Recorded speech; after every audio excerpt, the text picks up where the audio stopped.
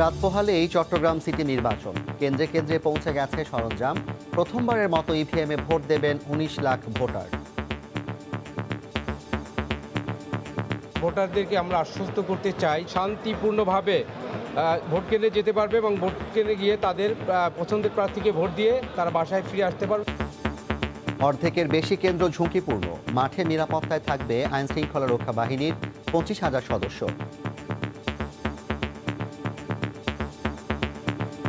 যে কোনো কেন্দ্রে নির্বাচন কানেক্টেড, কোনো ধরনের কোনো সহিংসতা হতে দেওয়া হবে না।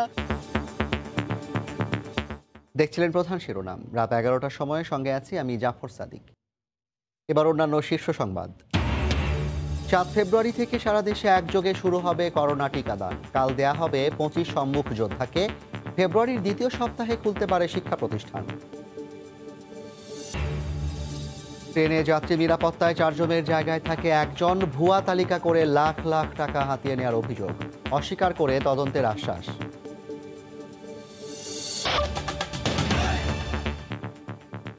চট্টগ্রাম সিটি কর্পোরেশন নির্বাচনের ভোট গ্রহণের জন্য কেন্দ্রে কেন্দ্রে পৌঁছে গেছে সরঞ্জাম। নগরীর জিমনেশিয়াম হল সহ ৪টি পয়েন্ট থেকে প্রিজাইডিং কর্মকর্তাদের বিতরণ করা হয় ইভিএম মেশিন সহ এসব সামগ্রী। ইভিএমে ভোট দিয়ে নিরাপদে বাড়ি ফেরা নিশ্চিতের আশ্বাস দিয়েছেন প্রধান নির্বাচনী কর্মকর্তা। বিস্তারিত জানাচ্ছেন পার্থপ্রতিম বিশ্বাস। ২১ দিনের জমজমার নির্বাচনী প্রচারণা শেষে চট্টগ্রামে অনুষ্ঠিত হতে যাচ্ছে করোনার কারণে স্থগিত সিটি কর্পোরেশন নির্বাচন। রাত পোহালেই নির্বাচনী লড়াই। মঙ্গলবার সকাল থেকে নগরীর জিমনেশিয়াম হল সহ ৪টি পয়েন্ট থেকে শুরু হয় নির্বাচনী সরঞ্জাম বিতরণ। একে একে প্রিসাইডিং কর্মকর্তারা ইভিএম মেশিন সহ ৭০ রকমের নির্বাচনী সরঞ্জাম বুঝে নিয়ে নগরীর ৪১টি ওয়ার্ডের কেন্দ্রের দিকে যাত্রা করেন। ইভিএম এর যেসব জিনিসপত্র সবগুলো মনিটর বা যা জিনিসপত্র আছে সব বুঝে পেয়েছি। সবকিছু আমরা ট্রেনিং দিলাম বা সবকিছু করলাম, সবকিছু ফেয়ার সুন্দর মনে হচ্ছে, খুবই চমৎকার। উৎসবমুখর পরিবেশে উল্লেখযোগ্য সংখ্যক ভোটার উপস্থিত হবেন বলে আশা প্রধান নির্বাচনী কর্মকর্তার। নেওয়া হয়েছে নিরাপত্তা ব্যবস্থাও। সিটি কর্পোরেশন নির্বাচনটি এই প্রথমবারের মতোই একেবারে ৭৩৫টি ভোট কেন্দ্র আছে, সকল কেন্দ্রে ইভিএম এর মাধ্যমে ভোট গ্রহণ অনুষ্ঠিত হবে। ভোটারদেরকে আমরা আশ্বস্ত করতে চাই যে আগামীকালকে একেবারেই তারা শান্তিপূর্ণভাবে ভোট কেন্দ্রে যেতে পারবে এবং ভোট কেন্দ্রে গিয়ে তাদের পছন্দের প্রার্থীকে ভোট দিয়ে তারা বাসায় ফিরে আসতে পারবে। আমরা আশা করছি এখানেও সন্তোষজনক ভোটার উপস্থিতি থাকবে। এবারের নির্বাচনে ৭৩৫টি কেন্দ্রের ৭৬৪টি বুথে ভোট গ্রহণ হবে। এতে প্রতিদ্বন্দ্বিতা করছেন ৭ জন মেয়র ও ২২৫ জন কাউন্সিলর প্রার্থী।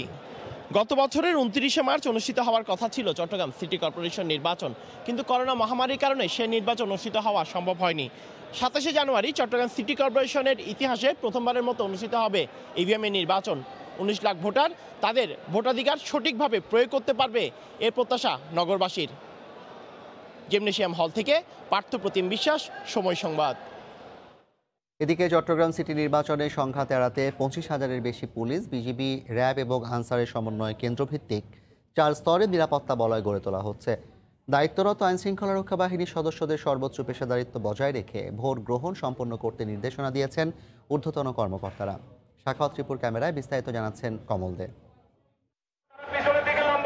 সিটি নির্বাচন শান্তিপূর্ণভাবে সম্পন্ন করতে সিএমপির ৭,০০০ ফোর্সের পাশাপাশি দেশের বিভিন্ন ইউনিট থেকে আরো কয়েক হাজার পুলিশ নিয়ে আসা হয়েছে চট্টগ্রামে। সে সাথে মোতায়েন থাকছে ১২,০০০ answer, ২৫ platoon BGB, ১ battalion RAB. ভোটের আগেই কর্ণফুলী নদীতে টহল দেবে কোস্ট গার্ড। সর্বোচ্চ পেশাদারিত্বের সাথে তারা ডিউটি করবে যাতে নির্বাচন উৎসবমুখর হয়, আনন্দপূর্ণ হয় এবং সার্বিক আইন শৃঙ্খলা বজায় রাখার জন্য যে সকল কার্যক্রম নেওয়া দরকার সেগুলো যাতে গ্রহণ করে। ভোট কেন্দ্রে কোনো রকম জটিলতা কিংবা উত্তেজনাপূর্ণ কার্যক্রম সৃষ্টি করার চেষ্টা করছে, আমরা সবাইকে বলে দিয়েছি, সাথে সাথে সেই বিষয়ে যথাযথ আইনগত প্রক্রিয়া ব্যবস্থা নেওয়ার জন্য।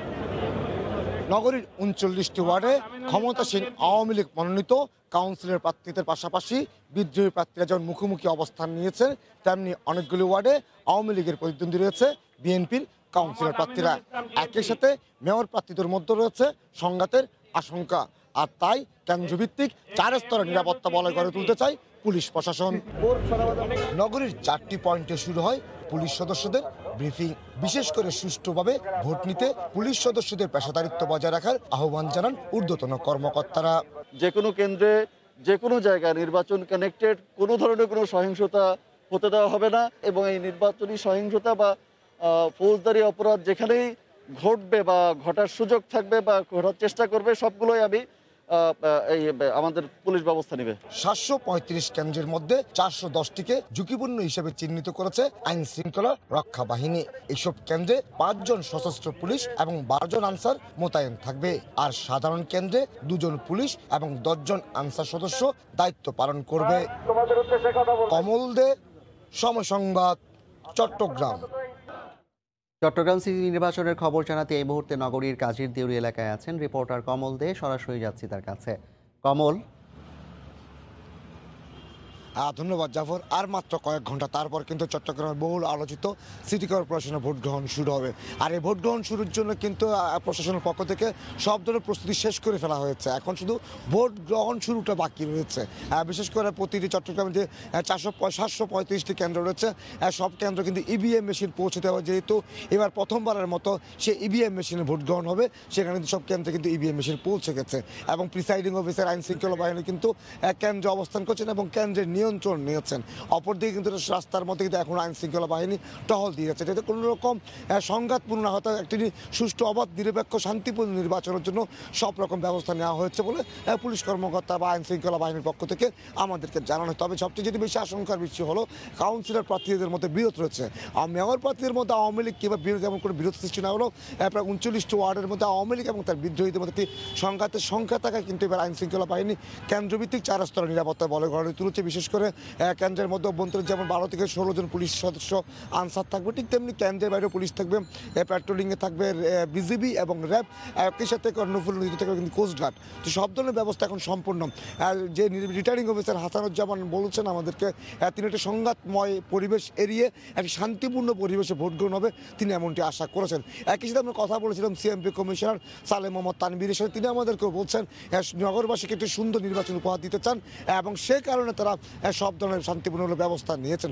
তবে বিএনপির পক্ষ থেকে কিন্তু অভিযোগের অন্তরে বিএনপি এখনও অভিযোগ করে যাচ্ছেন, তাদের নেতাকর্মীদেরকে হয়রানি করা হচ্ছে, মামলা গ্রেপ্তার করা হচ্ছে। কিন্তু আজকেও জানান যে ডাক্তার শাহাদাত হোসেন কিন্তু নির্বাচন কমিশনে তিনি অভিযোগ জানিয়ে আসছেন এবং তিনি গতকালকে 2 দফা জানিয়েছেন অভিযোগ, আজকেও তিনি অভিযোগ জানিয়ে তিনি দাবি করেছেন প্রায় 68 জন এজেন্টকে তার গ্রেপ্তার করা হয়েছে বলে কিন্তু তিনি দাবি করেছেন। তবে নির্বাচন কমিশন সুস্পষ্টভাবে বলছে যাদের বিরুদ্ধে যাদেরকে গ্রেপ্তার করেছে তারা সবাই ফৌজদারি মামলার আসামি ছিল বলে তাদের গ্রেপ্তার করা হয়েছে। নিরাপদ বা যে নিষ্কলঙ্ক কাউকে গ্রেপ্তার করা হয়নি বলে নির্বাচন কমিশন আমাদেরকে জানিয়েছেন। তো বলা চলে আগামীকাল যে নির্বাচনটি হবে, যেখানে একজন নগরপিতা নির্বাচনের জন্য 19,35,000 ভোটার তাদের ভোটাধিকার প্রয়োগ করবেন, সেই ভোটাধিকার ভোট নেওয়ার জন্য কিন্তু নগরীতে সেন্টার এত ভোট কেন্দ্র রয়েছে 735টি কেন্দ্রের মধ্যে 723টি সেন্টার কেন্দ্র রয়েছে শহরের অভ্যন্তরে 16টি থানা এলাকায়, আর 12টি কেন্দ্র রয়েছে উপজেলা। তা হাটাজারি কিন্তু হাটাজারির কিছু অংশ চট্টগ্রাম সিটি কর্পোরেশন অন্তর্ভুক্ত রয়েছে, কর্ণফুলী অন্তর্ভুক্ত রয়েছে, সেখানে রয়েছে 12টি কেন্দ্র। সে 12টি কেন্দ্র আবার জেলা পুলিশের তত্ত্বাবধানে রয়েছে। চট্টগ্রামের ডিআইজি আনোয়ার হোসেন আমাদেরকে জানিয়েছেন সে 12টি কেন্দ্রে তারা নিরাপত্তামূলক ব্যবস্থা নিয়েছেন যাতে নির্বিঘ্নে ভোটাররা ভোটাধিকার প্রয়োগ করতে পারেন।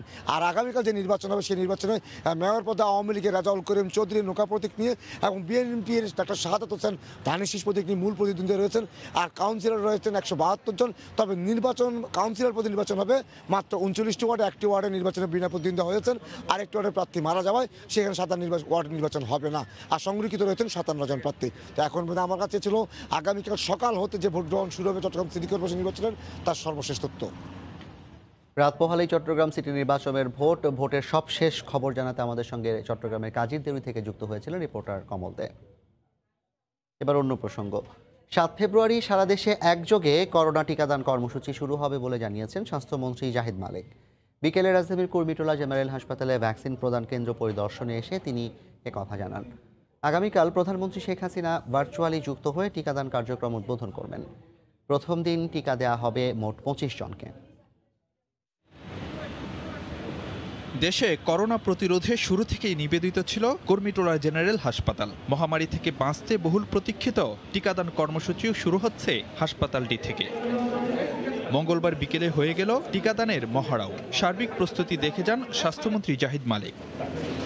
বুধবার বিকেল 3:30টায় এই হাসপাতালেই ভার্চুয়ালি টিকাদান কর্মসূচি উদ্বোধন করবেন প্রধানমন্ত্রী। গণভবন থেকে ভিডিও কনফারেন্সে 5 জনের দেহে টিকা প্রয়োগ সরাসরি দেখবেন তিনি। উদ্বোধনী দিনে টিকা পাবেন মোট 25 জন। পরদিন রাজধানীর 5 হাসপাতালে 500 স্বাস্থ্যকর্মীর ওপর টিকা প্রয়োগ করা হবে।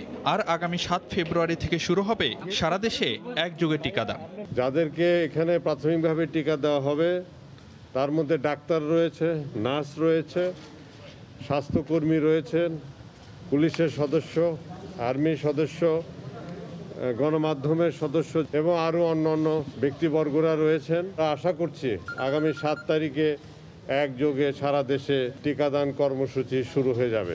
স্বাস্থ্যমন্ত্রী জানান, বুধবার প্রধানমন্ত্রী টিকাদান কর্মসূচি উদ্বোধনের পর শুরু হয়ে যাবে সুরক্ষা অ্যাপের মাধ্যমে টিকা নেয়ার নিবন্ধন প্রক্রিয়াও। তবে যারা অ্যাপে নিবন্ধন করতে পারবেন না তারা জেলা উপজেলা স্বাস্থ্যকেন্দ্রে গিয়েও নিবন্ধনের সুযোগ পাবেন।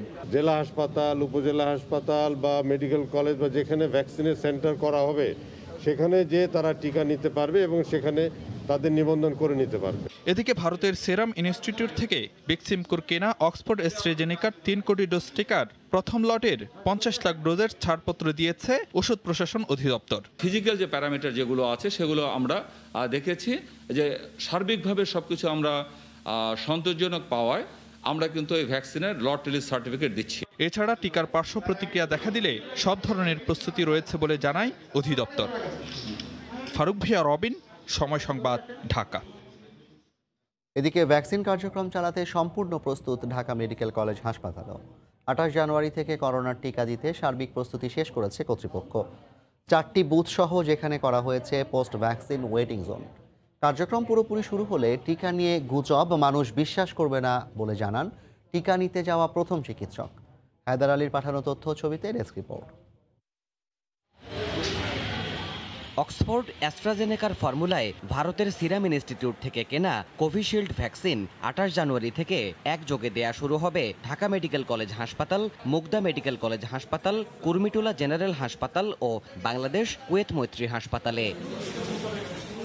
ঠিক এখন কোন অবস্থায় রয়েছে এসব হাসপাতালের প্রস্তুতি জানতে চাইলে ডিএমসি কর্তৃপক্ষ জানায় সব কার্যক্রম প্রায় শেষ পর্যায়ে। ভ্যাকসিন দিতে বুথ ও পোস্ট ওয়েটিং জোনও তৈরি হয়ে গেছে। আনন্দঘন পরিবেশে স্বস্তির সাথে ভ্যাকসিন কার্যক্রমটা শুরু হোক, সবাই ভ্যাকসিন দিক এবং ভ্যাকসিন নিতে আসুক এবং সেই প্রস্তুতির জন্য যা যা প্রয়োজন সম্পূর্ণ একেবারে নিচ্ছিদ্র প্রস্তুতি আমরা নেওয়ার ব্যবস্থা করছি। তিনি জানান ভ্যাকসিনেশন কার্যক্রম শুরু হলে মানুষের মধ্যে ইতিবাচক মনোভাব তৈরি হবে। আমাদের ডক্টররাই তো প্রথম ভ্যাকসিন নিচ্ছেন, তো আমার ধারণা ভ্যাকসিন কার্যক্রম শুরু হয়ে গেলে এই ধরনের যে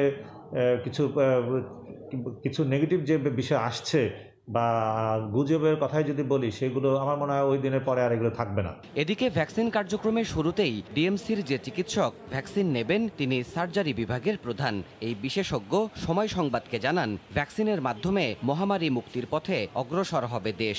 আমি সানন্দ চিত্তে এটি গ্রহণ করছি এবং আমি মনে করি যে সমস্ত স্বাস্থ্যকর্মী, সাধারণ জনগণ, বিশেষ করে যারা একটু বয়োজ্যেষ্ঠ তাদের সবারই অবশ্যই ভ্যাকসিনটা নেওয়া উচিত। যেহেতু আমরা হাসপাতালে ভ্যাকসিন দেওয়ার ব্যবস্থা করেছি, কাজে যদি কোনোভাবে জরুরি কোনো পরিস্থিতি উদ্ভব হয় সেটারও আমরা ঠিকঠাক মতো ম্যানেজ করতে পারব। মহামারীকে পরাস্ত করতে সমাজের সবাইকে নির্ভয়ে ভ্যাকসিনেশন কার্যক্রমে অংশ নেওয়ার আহ্বান জানান দেশের শীর্ষ এই প্রতিষ্ঠানের বিশেষজ্ঞ চিকিৎসকরা। দেবাশিস রায়, সময় সংবাদ, ঢাকা। করোনার কারণে 11 মাস বন্ধ থাকার পর ফেব্রুয়ারির দ্বিতীয় সপ্তাহের মধ্যে দেশের সব স্কুল খুলে দেওয়ার পরিকল্পনা নিয়েছে সরকার। দুপুরে সচিবালয়ে সাংবাদিকদের তথ্য জানিয়েছেন প্রাথমিক ও গণশিক্ষা প্রতিমন্ত্রী জাকির হোসেন। করোনা প্রতিরোধী স্কুলের শিক্ষক কর্মচারীদের জন্য ভ্যাকসিন চেয়ে এর মধ্যে স্বাস্থ্য মন্ত্রণালয়ে চিঠি পাঠানো হয়েছে বলেও জানান প্রতিমন্ত্রী। দেশে করোনার প্রাদুর্ভাব শুরুর পর গত বছরের 17 মার্চ থেকে বন্ধ করে দেওয়া হয় সব শিক্ষা প্রতিষ্ঠান। এরপর দফায় দফায় বেড়েছে সেই মেয়াদ। এর মধ্যে স্বাস্থ্যবিধি মেনে প্রাথমিকের বই বিতরণ সহ বেশ কিছু শিক্ষা কার্যক্রম চালানো হয়েছে। এবার মন্ত্রণালয় থেকে জানানো হয় সরকারের সংশ্লিষ্টদের সাথে আলোচনা শেষে ফেব্রুয়ারিতে খুলে দেওয়া হবে স্কুল। আন্তর্জাতিক যেগুলো স্বাস্থ্য সংস্থা আছে এবং আমাদের সরকারের যে নির্দেশনা আছে আমরা সেই মোতাবেক খুলবো আর কি। আমরা চিন্তা করতেছি যে ফেব্রুয়ারি মাসে আমরা স্কুলগুলো খুলে দেব আর কি। ফেব্রুয়ারির প্রথম সপ্তাহ বা দ্বিতীয় সপ্তাহ এরকম চিন্তা করতেছি। যে এর মধ্যে আমাদের পরিবেশ পরিস্থিতি একটু ভালো হলে আমরা স্কুল খুলে দেব। শিক্ষা প্রতিষ্ঠানে স্বাস্থ্যবিধি মেনে চলতে হবে। শিক্ষার্থীদের বয়স 18 বছরের কম হওয়ায় তাদের ভ্যাকসিন দেওয়া যাবে না, তবে টিকা চাওয়া হয়েছে শিক্ষক কর্মচারীদের জন্য। আমরা শিক্ষক, আমাদের কর্মকর্তা কর্মচারী যারা আছে তাদের জন্য আমরা স্বাস্থ্য মন্ত্রণালয়ে একটা চিঠি লিখেছি যে আমাদেরকে জন্য ভ্যাকসিনের আওতায় আনা হয়। এদিকে সরকারের এই ঘোষণাকে স্বাগত জানিয়েছে শিক্ষার্থী অভিভাবকরা। স্কুলে গেলে বান্ধবীদের সাথে দেখা করতে পাবো, সময় পার হবে, আমি অনেক খুশি। পড়ালেখা করব, তার সাথে বন্ধুদের সাথে দেখা করব, খেলা করব, আমার আনন্দই লাগছে। আমাদের সবাই একসাথে খেলতে পারবো, বন্ধু বান্ধব একসাথে দেখা করতে পারবো। পড়তে বসালে আবার খুব প্রেশার হয়, পড়তে চায় না, আর স্কুলে স্যারদের প্রেশার থাকলে বাচ্চারা পড়তো। তবে কিন্ডারগার্টেন স্কুলগুলো খোলার সিদ্ধান্ত প্রতিষ্ঠানগুলো নিজেরা নেবে বলে জানিয়েছে মন্ত্রণালয়। ইহসান জুয়েল, সময় সংবাদ, ঢাকা। এদিকে মার্চের প্রথম সপ্তাহে ঢাকা বিশ্ববিদ্যালয়ের হল আংশিকভাবে খুলে দেওয়া হবে বলে জানিয়েছেন প্রক্টর অধ্যাপক ডক্টর AKM গোলাম রব্বানী। রাতে উপাচার্য বাসভবনে প্রভোস্ট কমিটির এক সভায় এ বিষয়ে আলোচনা হয়। সভায় অনার্স ও মাস্টার্স শিক্ষার্থীদের জন্য আবাসিক হল খুলে দিতে প্রভোস্টদের প্রস্তুতি নিতে বলেছে কর্তৃপক্ষ। হলের সার্বিক প্রস্তুতি, শিক্ষার্থীদের মানসিক প্রস্তুতি এবং কোভিড পরিস্থিতি বিবেচনা করেই মার্চের প্রথম সপ্তাহে শুধুমাত্র যারা মাস্টার্স এবং অনার্স শেষ বর্ষের পরীক্ষার্থী তাদেরকে অগ্রাধিকার ভিত্তিতে হলে ওঠানোর কথা ভাবা হচ্ছে। এক্ষেত্রে সামাজিক দূরত্ব ও স্বাস্থ্যবিধি মেনেই হল খুলে দেওয়া হবে বলে জানান প্রক্টর। অ্যান্টিবায়োটিকের যথেচ্ছ ব্যবহার রোধ করতে না পারলে ভবিষ্যতে আরও মহামারীর কবলে পড়তে হতে পারে বিশ্বকে, এমন আশঙ্কা জানিয়ে প্রধানমন্ত্রী শেখ হাসিনা বলেছেন, মানব স্বাস্থ্য, গবাদি পশু এমনকি কৃষিকাজে পরিমিত অ্যান্টিবায়োটিকের ব্যবহার নিশ্চিত করার কোনো বিকল্প নেই। মঙ্গলবার ওয়ান হেলথ গ্লোবাল লিডার্স গ্রুপের উদ্বোধনী বৈঠকে ভার্চুয়াল বক্তব্যে শেখ হাসিনা একথা বলেন। এ সময় সংকট সমাধানে 6 দফা প্রস্তাব উত্থাপন করেন প্রধানমন্ত্রী। Humankind is facing one of the gravest threats due to the COVID-19 pandemic for more than a year now. However, the silently emerging antimicrobial resistance could endanger all of the significant advances of modern medicine. If we cannot control the careless and indiscriminate use of the antibiotics at this moment, we will see more frequent and even more deadly pandemics in future. ট্রেনে 3 থেকে 4 জন নিরাপত্তা সদস্যের দায়িত্ব পালনের কথা থাকলেও করছেন মাত্র একজন। বাকিদের টাকা যাচ্ছে ইনচার্জদের পকেটে। এভাবে ভুয়া তালিকা তৈরি করে লাখ লাখ টাকা হাতিয়ে নেওয়ার অভিযোগ উঠেছে রেলের নিরাপত্তা বাহিনীর ইনচার্জদের বিরুদ্ধে। সময়ের অনুসন্ধানে যার প্রমাণও মিলেছে, তবে এ অভিযোগ অস্বীকার করেছেন রেলওয়ে নিরাপত্তা বাহিনীর কমলাপুর থানার কর্মকর্তা। নাজমুস সালেহীর রিপোর্ট। সিলেটগামী ট্রেন জয়ন্তিকা এক্সপ্রেস ছেড়ে যাওয়ার উদ্দেশ্যে অপেক্ষা করছে কমলাপুর রেল স্টেশনে। পূর্বাঞ্চলের প্রতিটি আন্তনগর ট্রেনে নিরাপত্তার জন্য 3 থেকে 4 জন করে রেলওয়ে নিরাপত্তা বাহিনী RNB সদস্য দায়িত্ব পালনের কথা। খোঁজ নিয়ে দেখা যায় খাতা কলমে ট্রেনটিতে দায়িত্ব পালন করছেন সিপাহী আবু সায়েম, নেসার উদ্দিন ও মাকসুদুল হাসান। আমি এখানে একা, এখানে নাম লেখছে 3 জনেরই। কয়জন দায়িত্ব পালন করছেন আজকে? আর ভাইয়া আমার ইনচার্জের কাছে। ওই দিন পূর্বাঞ্চলগামী সবকটি ট্রেনে 3 থেকে 4 জনের পরিবর্তে একজনকে দায়িত্ব পালন করতে দেখা গেছে। তবে ক্যামেরার সামনে কথা বলতে রাজি হননি কেউ। আপনি আমার কর্তৃপক্ষ আছে যান। ট্রেন পরিচালকরাও স্বীকার করছেন অনুপস্থিতির কথা। তার ডিপার্টমেন্ট অ্যাকশন নেবে, আমার কন্ট্রোলকে আমি জানাই দিই যে একজন RNB পাওয়া গেছে। পূর্বাঞ্চলে প্রতিদিন 46টি ট্রেন চলাচল করে। দায়িত্ব পালনের জন্য একজন RNB সদস্যকে বেতন বাদেই অতিরিক্ত 300 টাকা ভাতা দেয়া হয়। গড়ে যদি 2 জন করেও অনুপস্থিত থাকে, সে হিসেবে প্রতিদিন প্রায় 28,000 টাকা, আর বছরে প্রায় 1 কোটি। উপস্থিত না থেকেও যারা দায়িত্ব পালন করছেন তাদের টাকা উত্তোলন করে কে? টাকাটা কে নেয়? ওই লোক তো আসে না ডিউটিতে। আরে যে নেয়, যে সিসিতে আসছে না। এই অভিযোগ অস্বীকার করেন কমলাপুর থানার অফিসার ইনচার্জ। এখানে কিন্তু এরকম সুযোগ নেই। অনেক সময় অনেকে এরা অজান্তে, কিন্তু আসলে এরকম হওয়ার কথা না। তবে তদন্ত সাপেক্ষে ব্যবস্থা নেওয়ার কথা জানালেন RNBর বিভাগীয় প্রধান। যদি এই ধরনের কোনো ঘটনা থাকে আমার কাছে পাওয়া যায়, তথ্য প্রমাণ আপনারা দিতে পারেন বা আমি ব্যবস্থা নেব। পূর্বাঞ্চল ও পশ্চিমাঞ্চল মিলে 2700 জন RNB সদস্য কর্মরত আছে। নাজমুস সালেহী, সময় সংবাদ, ঢাকা। ফেব্রুয়ারি পর্দা উঠছে 14তম আন্তর্জাতিক শিশু চলচ্চিত্র উৎসবের। চলবে 5 ফেব্রুয়ারি পর্যন্ত। দুপুরে অলিয়েন্স ফ্রান্সেজে উৎসবের বিস্তারিত তুলে ধরে আয়োজকদের প্রতিষ্ঠান চিলড্রেন্স ফিল্ম সোসাইটি বাংলাদেশ। এবারের আয়োজন নিয়ে কথা বলে children's film society Bangladesh. Corona বাস্তবতায় স্বাস্থ্যবিধি মেনে শিশু কিশোরদের জন্য বিশ্বের অন্যতম বড় এ আনন্দ আয়োজন নিয়ে চ্যালেঞ্জের কথা তুলে ধরে সংগঠনটি। হলের 50% সিট হচ্ছে আমরা বরাদ্দ রাখছি এবং এক সিট পরপর প্রত্যেকটা সিট আমরা ব্লক করে দিচ্ছি। এতে করে সামাজিক দূরত্বটা নিশ্চিত হচ্ছে। হ্যান্ড স্যানিটাইজার, মাস্ক থেকে শুরু করে পুরো উৎসব চত্বরের যে হাইজিন মেনটেন্যান্স তারা দেখার কথা দিয়েছে আমাদের। এবারের আয়োজনে বাংলাদেশি শিশুদের নির্মিত 19টি চলচ্চিত্র প্রদর্শিত হবে। খ্যাতনামা নির্মাতাদের নিয়ে থাকবে ছবি বানানোর কর্মশালাও। তবে পৃষ্ঠপোষকতার বিষয়টি ভাবাচ্ছে আয়োজকদের। বড় বড় কর্পোরেট হাউস যারা, তাদের কাছে আমরা যখন প্রপোজাল নিয়ে যাই, তারা আসলে হিসাব নিকাশ করে দেখে যে এখানে টাকা দিয়ে খুব একটা লাভ হচ্ছে না, কারণ শিশুরা তাদের টার্গেট গ্রুপ না। এরকম অনেক রকম ঝামেলা থেকে আমরা প্রতি বছর অনেক স্পন্সরশিপের আশা পাই, কিন্তু পরে দেখা যায় যে শেষ দিকে তারা ক্যান্সেল করে দেয়। সংবাদ সম্মেলনে ভার্চুয়ালি যুক্ত হয়ে সভাপতি মোহাম্মদ জাফর ইকবাল বলেন, সকল প্রতিকূলতাকে পাশ কাটিয়ে সফল হবে এবারের উৎসব। 30 জানুয়ারি বিকেলে কেন্দ্রীয় পাবলিক লাইব্রেরিতে উদ্বোধন হবে এবারের আয়োজন। উৎসব জুড়ে 3টি ভেন্যুতে প্রতিদিন 4টি করে প্রদর্শনী হবে। ফয়সাল মোর্শেদ, সময় সংবাদ, ঢাকা।